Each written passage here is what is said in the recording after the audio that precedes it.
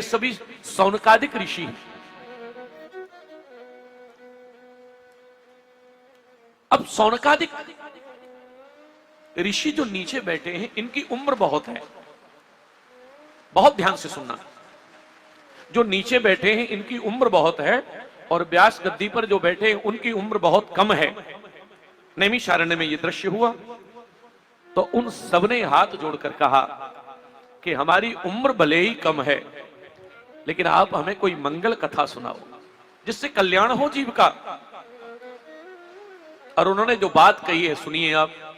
वे कह रहे चिंतामण लोक सुखम सुरुद्रो स्वर्ग संपदा। बहुत सुंदर श्लोक है। प्रयच्छति ही गुरु प्रीतो वैकुंठम योगी दुर्लभम वैकुंठम योगी दुर्लभम। अब आप ध्यान दीजिए, वे कह रहे हैं कि चिंतामणि, एक जो मणि होती है उसका नाम है चिंतामणि। एक मणि होती है स्वर्ग में, उसका नाम क्या है? चिंतामणि। तो कह रहे हैं चिंतामणि लोक सुखम, चिंतामणि जिससे लगा दो चिंता खत्म। तो एक मणि होती है चिंतामणि, जिसको मिल जाए उसकी चिंता समाप्त। बड़े बड़े लोग चिंतामणि के लिए भजन करते हैं कि हमें चिंतामणि मिल जाए। लेकिन आगे क्या कहा? सुरुद्रो स्वर्ग संपदा। और एक होता है कल्प वृक्ष। कल्प वृक्ष की क्या विशेषता है? कल्प वृक्ष से जो मांगो वो स्वर्ग की वही चीज दे देता है। कल्प वृक्ष स्वर्ग की चीज देता है, चिंतामणि दुनिया की चीज देती है। लेकिन कह रहे हैं प्रयक्षति गुरु प्रीतो।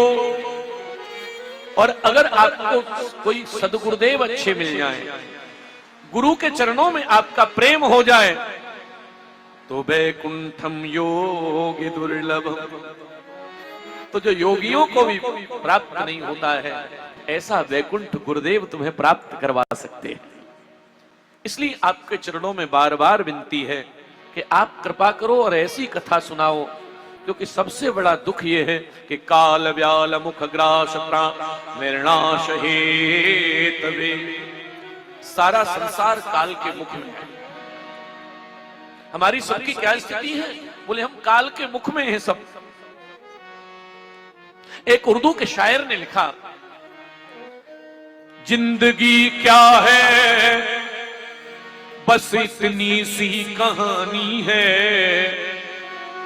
जब तक न आए ये मौत की मेहरबानी है।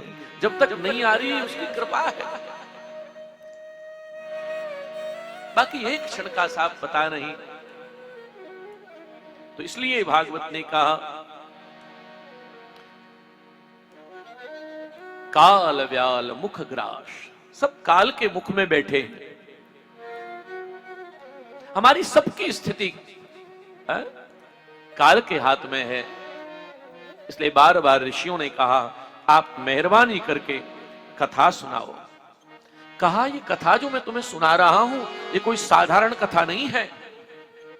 जिस समय राजा परीक्षित को ये कथा सुनाई तो उस समय सुधा कुंभम गृहीत्वा, देवता अमृत का कलश लेकर आए कि परीक्षित को ये अमृत पिला दो पर कथा हमें दे दो।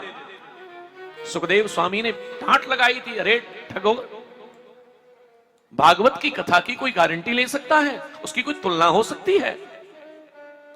मैंने अभी आपसे कहा ही था, कृष्ण कथा ही कथा है, बाकी सब व्यथा है। महाराज, एकदा हि विशालायं चत्वार ऋषयो अमला सत्संगयार्थ समायाता दतश्रव नारदम्। सूर्य सूत जी महाराज ने कहा कि एक बार नारद जी बद्रीनाथ गए और वहां बद्रीनाथ में 4 ऋषि रहते हैं। वो ऋषि कौन है? वो ब्रह्मा जी के पुत्र हैं और उनकी एक विशेषता है। क्या? वो कभी 5 वर्ष से 6 के नहीं होते हैं, वो 5 ही वर्ष के रहते हैं। ऐसे कैसे ऋषि? बोले अमला, उनके मन में कोई मल नहीं है, निर्मल है। आप कहेंगे 5 वर्ष के क्यों रहते हैं, 6 के क्यों नहीं होते? इसका एक कारण है। जब ये ब्रह्मा जी ने चारों प्रकट किए तो इन चारों से ब्रह्मा जी ने कहा, कल कथा आएगी, बेटा आप जल्दी से विवाह करो और बाल बच्चा सब पैदा करिए, संसार में अपना बढ़ाओ।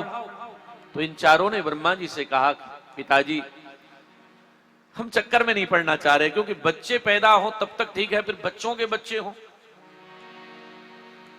और हम लोग संसार में हैं, इसलिए आपको महाराज जी आप तो संत हैं तो इसलिए बच गए हो, बाकी तो महाराज पूरा जीवन तो अपने बच्चों की लैट्रिन साफ करो और फिर अपने बच्चों की करो, यहां तक तो अलग बात है, फिर बच्चों के बच्चे, आहा,